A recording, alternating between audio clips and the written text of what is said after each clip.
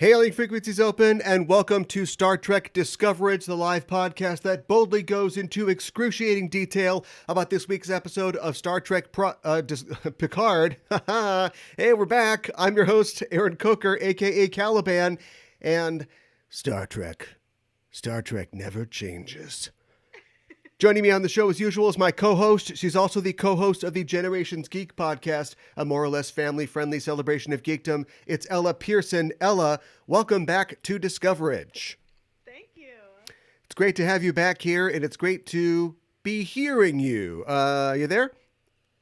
Yeah, I'm here. Can you not hear me? No, I can hear you just fine. All right. Okay, We're doing it. We're shaking the rust off. We're back. We are live. Back on the scene, and how have you been? How has your break from Star Trek been? From new Star Trek, of course. Good. I mean, busy. I mean, with the holidays, Mm-hmm. and then January, and I had some friends who did the. I'm at the age where I had friends who did Christmas with their partners for the first time. Away from home. Sure.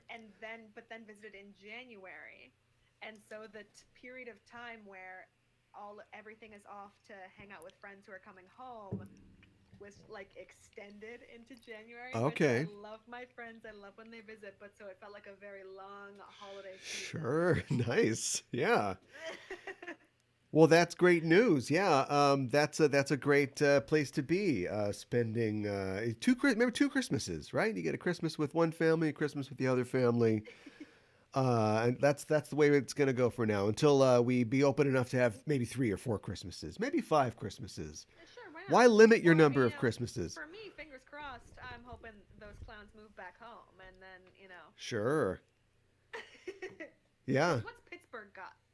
We're going to Yeah. in Pittsburgh. Right. I'm sorry to Pittsburgh. I like Minneapolis better. I've never been to Pittsburgh. I assume Minneapolis is better. I'm just going to assume a priori that Minneapolis is better. That's where you want to be. Yeah. Well, it's great to be back live with you and great talking about Star Trek. I wanted to talk really fast because we have a big premiere to talk about today, but I wanted to talk about some news that's happening in the world of Star Trek. And here's a little story that is dear to my heart. Somehow, I don't even know how it happened, but I've become the biggest advocate for Star Trek 4 that I can think of. That is Star Trek Arabic numeral 4, not Star Trek Roman numeral 4, although I do like that movie as well. And Matt Shakman, who has exited, of course, the Star Trek 4 project, but was seeing it along for a long time, was interviewed recently about his new work on The Consultant, a new film that's coming out. And they asked him about, hey, are you still connected to Star Trek 4? What's going on with that? Everybody wants a Star Trek 4. And he said that he can't talk about his work on Star Trek 4 or if he's being consulted going forward. He said, quote, I'm not allowed to speak too much about it because what they're working on is a version of what I had been working on for the time that I was involved. And so, of course, we don't know much about that either, but we know that whatever it was that he's working on, apparently they are still possibly considering and developing that idea. Now, of course, he is working on a couple different things, but mainly working on the new Fantastic Four movie for Marvel, which, have you seen the old Fantastic Four films? I've seen one. One of them. The first one and the second one. There's two. I think, probably the first one. Was Doug Jones in it? I don't remember. I don't know if I would have clocked him. Oh no, Technically there's 3 Fantastic Four films. I'm talking about the older ones. I've seen the one that Chris Evans is in. Oh yeah, okay, yeah. So probably the first one of those, yeah, with Jessica Alba and the guy from The Shield. I mean, it was a long time ago. Yeah, it was a long time ago. And I'll tell you one thing: I haven't rewatched it. Yeah, they're not great, but honestly, I think that they were thought of as like real stinkers when they came out. But we've been so inundated with comic book movies that like my opinion of like what makes a good or bad comic book movie is pretty open at this point. And I think that they're fun. They're not great. They're not going to change anybody's life, but I do think that they capture a lot of the fun and kind of whimsy of a Fantastic Four kind of universe or story. Yeah, I mean, maybe I should go back. I mean, my bar for comic book movies now, I would say, is pretty, like you said, it's like, I just want to have some fun. Yeah. Yeah, it's weird that like getting like The Dark Knight or getting the Avengers Endgame has made me more open to like, all right, bring me the crappy ones too. Come on, let's let's see what we can Yeah, do. like I want the lower. I mean, Ant Man comes out this week, and I can't see Speaking of how it's crappy gonna be ones, good. yeah. Speaking of crappy ones, I liked the first Ant Man. I can't see how this one is gonna. If this one is good, I'll be shocked. I don't know. yeah, I love Paul Rudd. I'm sure yeah, everyone worked very hard on it, but I just can't see how it's gonna be any good yeah. or any fun. Any fun. I just want to have fun when I watch it. If the joke used to be like if you had told me they were going to make an Ant-Man movie like 20 years ago, now it's if you told me they were going to make Ant-Man 3 20 years ago or even 10 years ago, and an Ant-Man 3 that is, very important apparently to, what's coming up is setting up their new phase or whatever Marvel's doing. So Did you see Wakanda Forever? I still have not seen it. I'm like two or Okay. three behind on Marvel Okay. films. Okay. Yeah. I just watched it because it just went streaming at the beginning of the month. Hmm. Um, so my roommates and I made an evening of it. Well, that's cool. I do have to catch up on all those if I'm going to see Ant-Man 3. I wanted to also mention that he was speaking with Collider, Matt Shackman, and they asked him, like, what about like a smaller budget Star Trek film? Would that make a Star Trek film more likely?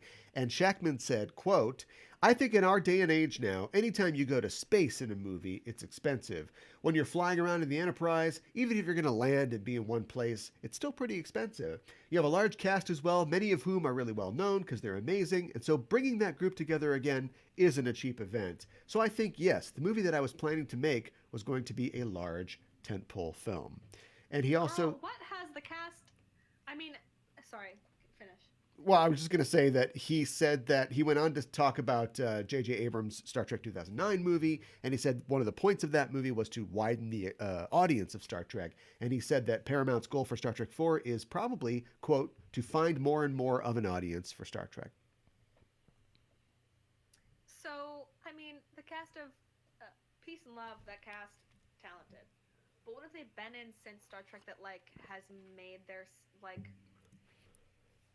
Chris Pine? What he was in that Netflix movie where he did the nudity? He was Like, what else has he been in? Which he I didn't watch. I just read an article about it. he was King. He was Longshanks, right? King Henry. Yeah, I never watched it because every single article I saw was like Chris Pine's naked, and I was He's like, and it was never about the right, movie, and I was like, okay. all right. We know what your Google searches bring you, but They brought that to me. he's he wouldn't be doing a D&D movie if he was doing super great. Like but he was up for an Oscar for that, wasn't he? He did the Don't Worry, Darling. Yeah, okay. Chris Pine's in trouble, I forgot but he did Zoe that. Saldana. Zoe Saldana going to the moon. The moon's called Pandora. She's fine. Zoe Saldana has been in as like a staple of like the modern sci-fi franchise, though. What color do you want to be this time? Yeah. Purple. Yeah, and this is a Nina Simone movie. No, it's a joke. Yeah, Shackman has no reason to lie. Plus, he's working on what is probably going to be a $250 million movie. And so I think it's very telling, his words. It's the problem that we've talked about endlessly on this show, which is the idea that like the budgets get away from them. This is just how they see movies. We're going to talk tonight about this show that's reuniting a bunch of people from a cardboard set show that is like a huge budget and it looks great, but it's like, wow, it's just so expansive and they're clearly spending, like $25 million on this like one episode, and whether that's good or bad. So it doesn't look like that's going to change. That's what's holding up Star Trek 4. And we've known this, since the start. So that is a little bit, it's depressing, but it's nothing new. But I've got something to share with you that's not going to cost a lot of money. And that is a new tranche of Star Trek figures. That's right. My parents went to an estate sale and they got me some Star Trek figures. So let me show these off really quick. This is number 11 of a set. Here I've got Lieutenant Uhura TMP let's get it out of the light there. TMP version, slay. yes. Afro Uhura, looking good. It's how we all feel, Mr. Spock. What else have we got? We've got Man, that's good. Lieutenant Savick from Star Trek Wrath of Khan. Ooh. Yes. Humor is a difficult concept with that one. Let's see. We've also got, maybe this is relevant to what we're going to talk about today. We've got retired Starfleet officer and journalist Geordie LaForge. Geordie LaForge. Looking good. Older looking Geordie. Going to see him later. Not retired, probably. We've also got, yes, we've got Commander Spock TMP version. My hero. Right there, yes. This simple feeling is beyond V'ger's comprehension. And to go along with that as a match set, we've got newly reinstated Dr. Leonard McCoy. Oh. Beard sold separately. Why is it any object that we don't understand? It's always called a thing. Yeah, exactly. Get him on that pad. So that's what we've got. Those are looking good. I don't know what I'm going to do with this stuff. Actually, we're going to be moving into a new studio in a couple of weeks. So I'll have a lot more space, and maybe I'll have to find something to do with all these figures. But yeah, looking good. Not at the level of your dad just yet, but we'll get there. We'll get there someday. So we all hope to be there someday. Yeah, someday I'll do the podcast from my dad's little... Yeah, that'd be great. Have you seen his new office? Yeah, I've seen on Instagram. Yeah, I've seen some pictures of it. It's quite the event in there. Well, that done, let's get into it. We've seen the premiere episode of the 3rd season of Star Trek Picard. It's an episode called The Next Generation, and we're here to talk all about it. But first, as always, a warning. We're setting a course for the spoiler zone listeners, so be warned. We're glad you've decided to join us, but if you haven't seen the episode, spoilers are now incoming. The official synopsis for The Next Generation is: after receiving a cryptic, urgent distress call from Beverly Crusher, Admiral Jean-Luc Picard enlists help from generations old and new to embark on one final adventure, a daring mission that will change Starfleet, and his old crew forever. This episode was written by Terry Matalas, who is the head writer and showrunner of Star Trek Picard. He was also the same duties on Season 2, I believe. And it's directed by longtime New Trek director Doug Arianakowski. No stardate given for the episode, but we know that it's, firmly after TNG, obviously, about 20 years after TNG, and right after Star Trek Season 2, or Picard Season 2. A couple facts for the episode. This is the first time, I believe, that a title of an episode has come from a previous series. We've had series come from episode titles, like Lower Decks and Strange New Worlds, but this is the first time that a new episode of a series has been based on the title of an old series. What else? This episode is dedicated at the end to Annie Wershing, with the card for Annie, who of course passed away on January 29th, 2003, and appeared as the Borg Queen in Star Trek Picard Season 2. And that was a shock, huh? We saw her at the con in Chicago last year. I probably didn't see her. I didn't even realize. Yeah. But I was working all weekend. Yeah, right. Yeah. But she was there, and she was just really happy and smiling and posing with the fans and everything. And so just too bad that we've lost her. Would have been great to see her Borg Queen come back in some way. We've also lost Alison Pill, who's not in the show anymore, as the new Borg Queen, but hopefully she'll show up in some new iteration of some series going forward. In the 25th century, where we are right now. We'll talk about that. This is also the first live-action appearance of Gates McFadden as Beverly Crusher since Star Trek Nemesis in 2005. And McFadden played a holographic version of Dr. Crusher, I believe, on the Star Trek Prodigy episode Kobayashi. That's the one where Dal is talking to all the Starfleet crew members and trying to become a better captain. Yeah. This is also the first appearance of Ed Spielers as Beverly Crusher's son, Jack. Last name Crusher, I'm guessing. We don't know. His name right now is Broken Nose. Take that. When they said that, I was like, a couple seconds before the reveal, I was like, no way. Dun dun dun. Yeah, I was like, you're not doing this to me, huh? Yeah. Well, here we are. We're in a new chapter of this old franchise that we love. What'd you think about this episode, The Next Generation? I liked it. I appreciate the title. Yeah. I think that sometimes a premiere episode a lot happens. Sometimes it doesn't. I feel like not a ton happened. You know, like we saw Raffi, we were with Picard, the thing with Crusher, but like there's no meat quite yet. I mean, except for I was what I was thinking about the entire time I was watching it was they really want us to throughout all of this new series there's this overarching distrust of Starfleet Yeah. and Starfleet Command, which Mm. is like, so interesting. Like like I mean I was sitting there and I was like, is it just because it makes good television to like be like, oh, the one thing you think you can trust, you can't anymore, you know? Yeah. It's weird. I wanted to mention really quick that Ashley Sharp Chestnut plays Sydney LaForge as well. It's a character I hope we'll be seeing more of in the future. I think that it's not unique to newer iterations of Star Trek or to this writing team.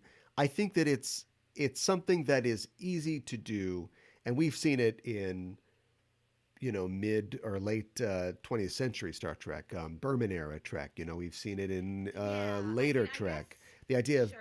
Badmirals or the idea of the establishment being dangerous or not having our best interests at heart. And I think that that's, I mean, I don't want to call it lazy, but I guess I'm calling it easy. It's just something that is often done. And you run into something that I wanted to see in Picard is like he is the boss now, right? Like he is Admiralty, he is brass. Over on Prodigy, Janeway is literally an admiral, but she's an admiral that's like, give me that ship, give it to me, come on, I'm going out there, I'm going to still do my thing. And so what happens when the heroes that we've always followed and we've seen them, buck against authority and bureaucracy become the authoritarians and the bureaucrats. And the franchise has avoided that by just having them be like, woo and just going off and doing whatever. And, that's fine. But, I'm not surprised to see that is returning.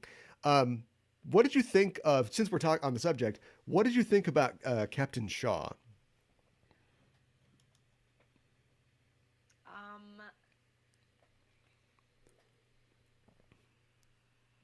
a little. I mean, it's hard because it's like I you wanna. It's hard to be annoyed by someone on like a character on TV without like loving to hate them, Yeah. you know? Yeah. And so far, what little we've seen of him, I'm not loving to hate him. Okay. Okay. Like the governor on The Walking Dead. I'm like, I hate that Oh, guy. I hope I get 30 straight minutes of him talking next week, you know? yeah. Yeah. Yeah. Yeah. Yeah. But like this guy, I'm like, which I think like maybe obviously the actor's doing a really good job. So like maybe next week or the week after, like it'll be more of like it'll be more interesting. I'll like it a little bit more. Yeah. But his whole like his ex Borg dig at Picard, I was like, let's be real. Let's Yeah. be real about Picard's history with the. How long was he part of the collective? Yeah. You know? Yeah. Like what? 10 minutes? Yeah. I think that he was, all of 10 minutes. Of course, the franchise itself has made a lot of hay out of those, 10 minutes. So you can't blame a Like, character. to be like, okay, ex Borg. Okay. His XO is like literally with 20 years. Yeah. That's an admiral. I think he's, Sue. What are you saying? yeah, right. Exactly. It's, Your yeah. first officer is right there. Who gave you 7 of 9, Annika Hansen, as a first officer? I both love him and hate him at the same time, and not in like that I love to hate him kind of way. We were talking about this. I was appeared recently on Strange New Worlds' as Captain Picard Week, which you can find at Strange New Worlds, Strange New Pod, excuse me, on YouTube. They did a podcast festival. We were talking about Jellicoe and like the fact that like fans love to love him or love to hate him. And I think that this is a character kind of in that vein. The problem is that he's ably played by Todd Stashwick, the actor, but like I don't believe him. I think that he's a credible obstacle to what Picard wants to do, which is crazy when you think about it. He's like, oh, I'm just going to pretend like I'm inspecting it. We're going to grab a shuttle. We all know that there's no way to lock shuttles down, that they're the easiest thing in the world to steal. So we'll just do that. And so I like the idea that he stands in their way. And I think he's playing that sort of skepticism of like, all right, old man, like I'm Starfleet now. But he's only there to just provide a first episode obstacle for this thing that they're clearly going to end up doing. And as far as like him being around, if you're going to love him or hate him, decide soon, because clearly he's just going to die soon, right? And then Seven's going to take over. I love. It's hard to like a character that like was dead naming Seven. It's like, no, Literally, you are I going to was be like, Commander Hanson. It's yeah. like, what? I was like, okay, can we get a grip? So I like the idea of the character, and I think he's well played, but he's so cartoonish that it's just hard to really believe in him as something going forward. Yeah, I mean, it's like on the one hand, I like a captain who isn't immediately like, oh, Admiral Jean-Luc Picard is coming. Of Yeah, course, right. do whatever you want Yeah, I'll just do whatever you say. Like that is good and cool, but then yeah, the whole thing with when they got there and everyone was like, the Captain Shaw prefers Annika Hansen. I was like, right. Well, I guess we don't get to pick our names when we're in Starfleet, so it actually is Data, but Picard just said Data all these years. So, yeah. So anyway, like I said, I don't get attached to him. I don't think he's going to be around long, but he is the institutional obstacle or bad guy that we've got to have because everybody has to go rogue because that's what happened in the movies 40 years ago. Let's talk about the movies from 40 years ago. sure. We all thought that this, and it's called The Next Generation, and it's got, Jerry Goldsmith playing at front and back. We all thought that this was going to be an homage to TNG, but it's a real homage to TOS movies. Did you see all the TOS movie references and kind of Easter eggs in this? I mean, maybe not. Well, literally, like them flying to a ship and then playing the Well, the horn theme while yeah, we fly up to it. yeah. As the ship is, we're doing the whole like take her out, and they're going out of Starbase One, and there's the kind of like wheedly wheedly. I hope James Horner's family got paid off of this soundtrack. They're laying in bunk beds and thinking about their lives. That's like a Star Trek Six kind of moment. Uh, there's I don't know. I wrote down some other stuff, but I just felt like a lot of like I do feel like they're gonna try to make this like the TNG movie that we never got. That's just gonna be like 10 hours instead of 2 or 3. I mean, yeah, like that. But I But that's what they've always wanted to do is like this goodbye kiss to yeah the series. yeah yeah. I just got like at least for this first episode, I got real sort of movie-ish vibes off of it. Um, let's talk about like, our inciting incident and the character who we've seen and hopefully we'll see more of. But Dr. Crusher is back, or I don't know what she is now. If she's Starfleet still, Beverly Crusher, we'll say. Good to see her again. Bev. Interesting to see her in like a laser action fight like the second this show starts. Speaking, we always talk about Janeway. Do you like Crusher? Just Literally, taking that guy out. huge gun. Yeah. She said, "I'm locking my son," and then she said, "You're locked up, and I'll do all the shooting." Right. When the Skeksis or whoever these new aliens are come on board and attack. When we first start, when it first opens and we come in and we're sort of panning across all these objects, trying to give us an idea of who this person is, they had like these like comedy tragedy theater masks, like these lacquered masks. It made me think like, this is an old lady that's into theater. There's probably like a Harlequin doll or something like that. She's probably got some watercolors, and I've been in this person's house before. This makes sense. She is so also with the long gray hair, especially. Yeah, and that's kind of the sort of blaze. She's Um, got the look. if you had to speculate, because we don't know yet, and the plot is under wraps. I haven't really looked, but I think they've done a good job keeping it under wraps. What do you think's going on here? What was the Helios' mission? What's happening with Dr. Crusher? I mean, I know this is my job, but I'll be real. I'll be real. No clue. Yeah. Absolutely none.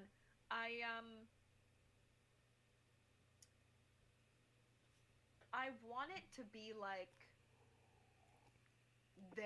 she stole something. You know, I like want it to be like they did something wrong. Yeah. Um, It seems like her ship is a I medical doubt ship that. Yeah, I mean, because there yeah. seems like there's a lot of lab equipment and stuff in it. Um, I mean, you know, it's like it's kind of how I talked about it at the beginning, where it's like certainly stuff happened, but Hmm. not a lot happened. Yeah. Where it's like I can't really clock her son. I don't know what he's thinking. Hmm. I don't know what she's thinking. I don't know why this moment was the moment to call Picard. Hmm. Like, why was this the final straw? If they're being hunted and that's been happening for a while, Hmm. why this was the last straw to call him? I mean, I don't know. Do you have a theory? Well, I know in Star Trek 2, Carol Marcus decides to call Admiral Kirk because she needs his help. Look, I got a million of these things.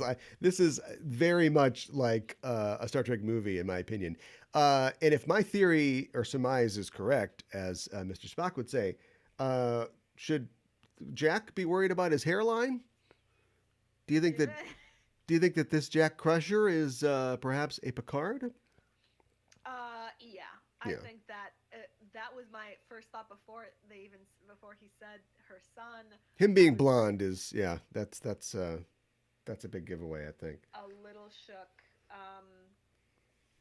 And frankly, shocked that they would go there. Here's Because your it's last. like, Yeah, it's your last chance to go there, though, right?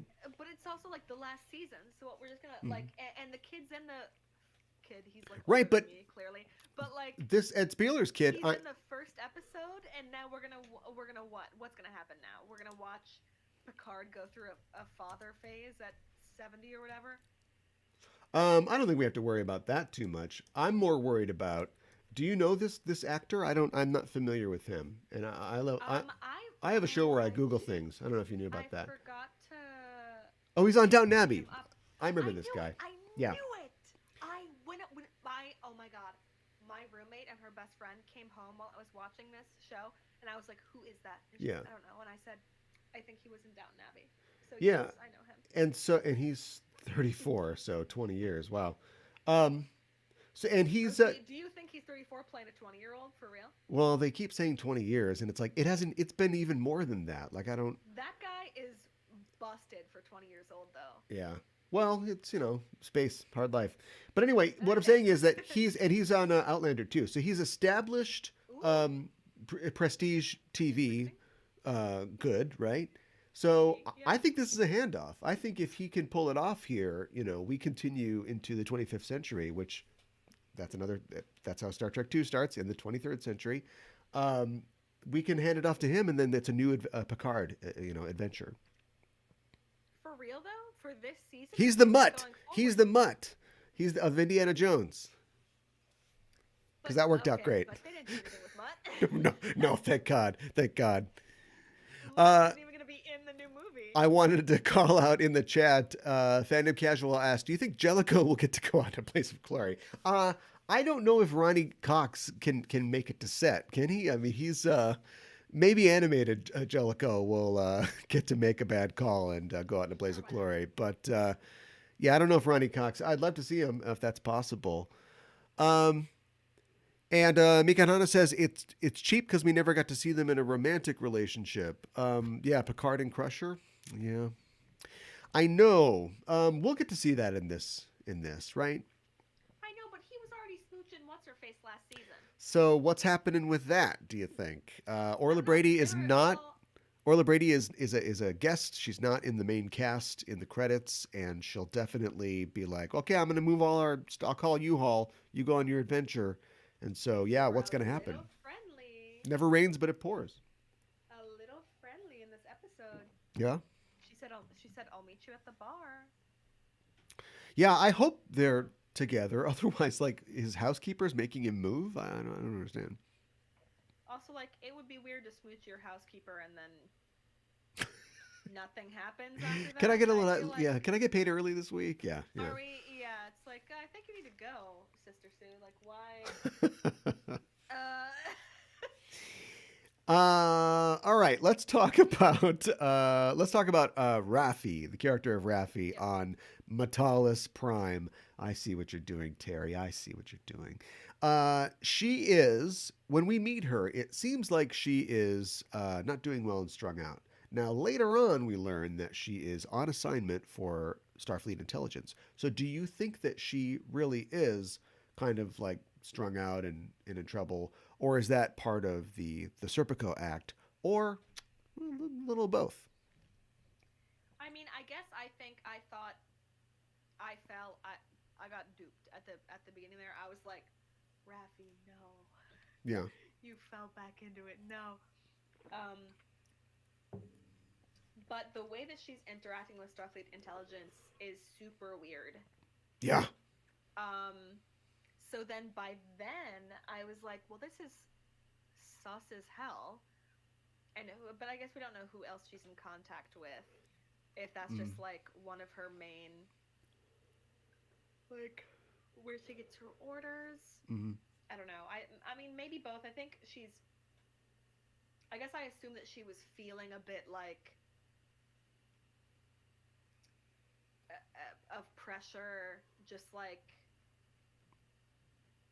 trying to do this on her own. yeah, But I don't know because we haven't seen. Obviously, it's the first episode, so we haven't seen that. So yeah. I don't really know. I It's don't weird. know. What do you think? I think that, like, when you've got her, because she's just getting orders from some kind of, like, AI cutout or whatever. But it's Um, not.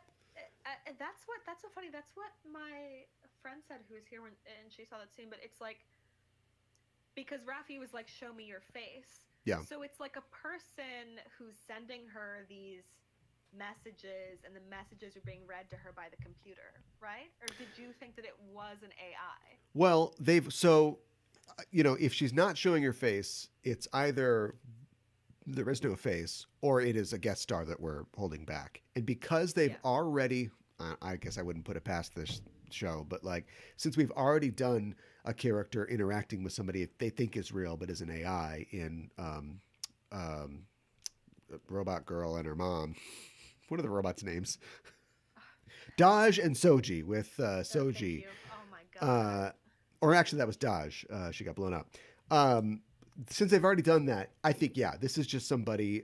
It could be the villain. It could be Amanda Plummer's character. It could be some other Star Trek character that we don't know about. But it's a holdback for a reveal. What they've got her looking for, though, are these experimental weapons, which are portal guns, I guess. There's nothing else. Somebody plays. I think Terry Metalis is a big video game guy because he uses the song from the beginning of Fallout in the beginning of the show. That entire soccer stadium is destroyed with portals. Now you're terrorizing with portals. I don't hate it. It's just like when you play enough video games and then you see like elements like that appear in shows, you're like, okay, all right. This just What's in. your high Portal score? 3 is coming out this year. Yeah, right. Portal 3 confirmed. Yeah, thanks, Rafi. Portal 3 confirmed. Um, yeah, I don't know, but like the Red Lady and I don't know. Apparently, they want to use these portals to destroy Rachel Garrett statues or something. I mean, it's just like It's just it's like we just they hit us with 9/11 in the first episode. Yeah, I'm right. like, That's I can't yeah. process. I can't process. I was. Future 9/11. It's a fake out, but it's like, don't stop faking us out with this. I don't want to trivialize chemical dependence and drug use, but like I don't want the show to trivialize it either by just having it be like, oh no, she was just faking it. Like I also don't want I the was only gonna the only ask you, black like, woman you on the talk show to about. be a drug addict. Okay, Uh, that's a good point. like do it or don't do it, you know? That moment where she's holding it and she has to force herself to drop it. Yeah, I mean, I think It's like, that's just acknowledging that it's a struggle for her, but I don't think that's what it is. But then they like, okay, you forget drug use. What about a 9/11? And if we had, I know they want to start with a bang, so to speak. But if they had like built up to that, and she had met a couple people, her entire plot line was just her in a room by herself, and then she sees a video game cutscene of a building blowing up, and it has no effect on us. Yeah, What are we doing? yeah. But they gotta, they got. And I said, there's been some overarching terrorism themes in the new Star Trek shows. Yeah. but I think that that's just a proof that hopefully that they've got a lot to get to. We got to get right into this here. We got to It's blow just the I don't know. I'm stadium glad up. that you said that though, because I was like, when it happened, I almost just like wanted to laugh, but it's just like that looked like a massive tragedy Yeah, that we just. It's like there yeah, was and no they're dubbing in build the up. people There's screaming no, and yeah. yeah, I was like, girl, is she? Can she hear the screams from the ship? Like, who's screaming? Are they screaming in the streets? In the like the building's falling from the sky. It's like the building blew up. Now it's falling from the sky. yeah, right, Gladys is talking to me. yeah, yeah. Yeah, why why not portal into space? It's just an insult to just drop it back. Like, there you go. There's your Well, stadium. no, God, what Marvel movie was it that was so bad? Age of Ultron, when they lift the city all the way up to the Yeah, sky and then drop it. It's like, yeah, let's get real. I'm sorry. yeah. I'm sorry to the Picard crew, Man, but that's let's be rough. real. That's rough. So we'll see about that. Frontier Day. We're building up to Frontier Day, right? That's the big day when the big terrorist attack's going to happen. Um, that bartender, hilarious. Are there? Just sidebar. Yeah, yeah, that's funny. Um, are there? So we have a show where we talk about this. We're supposed to know what we're talking about, but I purposely don't ever look at any promotional stuff because I don't want to be spoiled on anything. But Yeah, I know Amanda Plummer's in this. Her ship looks Romulan. Is she working with Romulans? Is this going to be a Romulan thing, a Tal Shiar thing?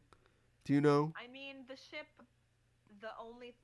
looks Romulan. They're on the Yeah, edge of Federation space. yeah, It looks like a precursor to Nero's ship in 2009. yeah. You know what I So mean? A simple mining vessel. so You know. yeah. And now is she a Romulan character? What do her ears look like? I don't know. I can't remember either. Anyway, just Romulan terrorist with a huge ass But I'm ship glad that that wants to blow you something said up. that because I It's was like like, yeah, I've seen that. it's It's called Nemesis. it's So teasing Romulan. I've seen that. It's called Future 9/11. yeah. So anyway, what we've got here is a thing where it's a bunch. It's like I call this Taco Bell TV, right? It's I you like all the ingredients. You like all the ingredients. And we're gonna mix them around. But eventually it's like, I've had the Mexerito beefy cheesy nacho taco, and it's at some point it's like, I'm gonna need some new ingredients. Let's go to the Greek But place. Let's how go to the great Thai was it place. when they got rid of the potato tacos and then brought back the potato tacos? That's true. The people were heard in that moment. The vegetarians of the world, we rejoiced in that moment. Um anything else? I Covered mean, pretty much no, everything. He made her a mixtape. yeah, She was listening to his mixtape. that was funny. He was like, "This I know by this one single song that she's listening to Yeah. my mixtape She's I gave right. her." Yeah. Maybe it was a special live version that a bootleg that he had. Sure. So he knew that it was specifically. Um, I don't know. My friend was like, before I came on the show, she was like, "Is there any? What are you gonna say?" She's visiting from out of town. It's my roommate's best friend. She was like, "Do you have any give me the exclusive before you go on the show?" And I was like, I'm afraid that I don't have a lot to say Yeah. because not a ton happened, and I don't have that many questions. Yeah, Even thousands besides of like, people died and yet nothing yeah, besides happened. what's up with the the 9/11, Yeah. and what's up with if he's 35 playing 20, yikes. Hmm. Peace and love to him. But what's going on there? And That also, I explains. believe that's Picard's son. That's what they want. Well, Right? that's why. Yeah, and he's got a British accent for that reason. Now, how does he have that? If is it genetic? I don't know. Genetics. I saw my girlfriend was like, "Sorry, Will Wheaton, you're not hot enough to be on this thing." She's got a new, Literally, I was like, hotter I don't son. care about him. More like, I want to see Will. more like Wesley Do- Crushin. Yeah. Do you think Will be in this season? I was No. like, what? No. He said specifically no, but he said that about he lied and said that about last year. So Liar. He's a liar. he's a liar. So I don't know. I no, I think that story's told now. I'm sure that every day he calls Terry Metalis and says it'd be great. I'm traveling around the universe. I've got 3 fingers. I'm a traveler. Let's do this. And they're like, okay, okay. So who knows? I mean, that could happen, but um, he's got a lot to do, right? He's a busy guy. He's got other shows and stuff. He's a presenter, and I don't feel bad. I don't feel bad for Will Wheaton. Is what I'm saying. I assume that he just when Will Wheaton is not in Star Trek, I assume that it's because he did not want to be in it. Yeah, sure. Because otherwise he would be in it. You know what I mean? Yeah, probably. Like, if he wanted to be in season 3 of Picard, he would be in season 3 of Picard. I don't know. Where's Ahmed Best, right? Like, we have reached the point in fandom where, we hate this. No, sorry, come back. We love you, right? So, like, if Will Wheaton as Wesley Crusher wanted to, like, be a captain, or even be my dumb idea of, like, a Doctor Who ripoff where he's just going through space and time, the fandom would eat it up. We'd love it. So it's like Ahmed Best he hosted that, like, Star Wars game show for a while. It's like, but put Jar Jar in a movie. Make him he's got a scar over his eyes. This is a different Jar Jar. All I'm saying is, like, this poor guy who ruined his life. It's like, yeah, bring him back. He's kind of the Wesley Crusher of Star Wars. I need a Jar Jar figure. Put that up there. Someday. Anyway, all right. Let's not equate Will Wheaton to Jar Jar Binks, please. If the giant webbed foot fits, I think that is about it. That's all that I can really think of. Red Lady, yeah, we don't know. We'll figure it out someday. Is Raffi on drugs? Who's the girl that Raffi was saying? Oh, baby doll, there you are. The picture when Raffi was looking at the picture of the young girl. Doesn't she have a daughter? She has a son. Oh, is that her granddaughter, maybe? Wow, I'm a clown, I guess. I was just like, daughter. And I didn't have any other thoughts. I don't know. I think you're right, it must be granddaughter. Yeah. But how many years? I don't know. They shouldn't have stuck to that 20. They should have just said 30. Is that vanity? Like, they should have just, I mean, it's been 30 years since TNG. And, like, it doesn't always, Star Trek time isn't always the exact same, but it started off that way. Like, the original Enterprise was 2266. They figured that out later, but that was basically like about 100 years later was TNG, and so on and so forth. And so I don't know why they said it was 20 years. It kind of screws everything up. But I'll buy it. I'll take it. And I'm sorry that I called that man busted, because he looks great, but he does. He looks fine. 5 years younger than me is what that man is playing. I'm supposed to expect that that's Picard's son. I don't think so. Well, anyway, we have to explain why these people look so good still for, being the age that they've achieved, is what we'll say. Well, I think that is it. I think we've covered everything for this episode, but of course we've got a long way to go and a lot more to talk about. So thanks for joining us this week, listeners. If you like what you hear, you can follow us on Facebook and Twitter at EISTPOD for updates and to get notified when new episodes of this show come out. You can tweet to us on the show using the hashtag Discoverage or email us at EISTPOD@gmail.com. And I should always say, I don't often say, but subscribe to us here on Twitch if you're not subscribed. Hit the follow and hit the bell icon to let you get a notification when we go live. While you're on the internet, why not head to your listening platform of choice and subscribe to our show feed and give us a rating and a review, because it really helps us out. And if you like this show or any of the work that we do on the Just Enough Trope Network, tell a friend. Discoverage will return on February 23rd for the second episode of the third season of Star Trek Picard, an episode called Disengage. And we'll see how much longer they can keep these puns up. We'll see you there next week. We'll be here next Thursday to cover it, going live once again at 8 p.m. Central, so join us then. And you can follow us on Twitter or Facebook at EISTPOD to get notified when we're live and broadcasting. In the meantime, check out our main show, Enterprising Individuals, at enterprisingindividuals.com. Every Wednesday on the show, I and a special guest discuss in excruciating detail a selected episode from a Star Trek series, and we have news from the Trek sphere and interviews with special guests. You can find that at enterprisingindividuals.com or wherever you get your podcasts. And I want to take a moment quick to shout out the other Star Trek podcast that we have on this network. That's 3 Star Trek shows. It's called Backtrekking. On the show, we look at the real-world inspirations behind your favorite episodes of Star Trek, and you can find that at Backtrekking on Twitter, BACKTREKKING. Ella, thanks as always for joining me to talk about tonight's episode of Star Trek Picard, and remind people where they can find you online. Thank you. It's so good to be back. Yeah. My personal accounts are Gondor Gold everywhere. However, I meant to bring this up during the show, but we all of us saw the little scene with Captain Shaw where they're eating off the Star Trek plates. Right. Those are plates made by my boss John Fraser at Star Trek Unlimited.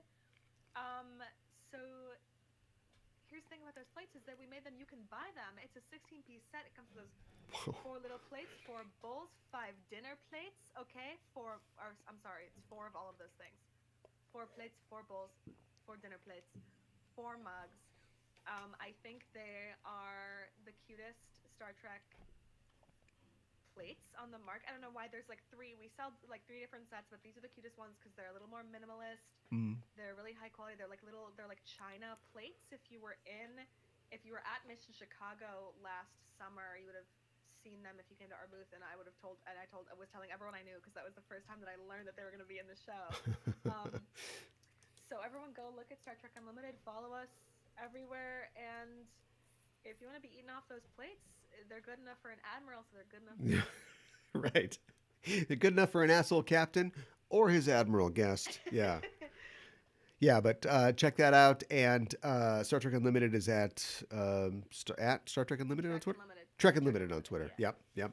I'm at KA1IBAN on Twitter. And once again, subscribe to us here and get the notification when we go live in the future. And that is it for us. Thanks for listening. We are signing off. This is Aaron for Ella saying, live long and prosper.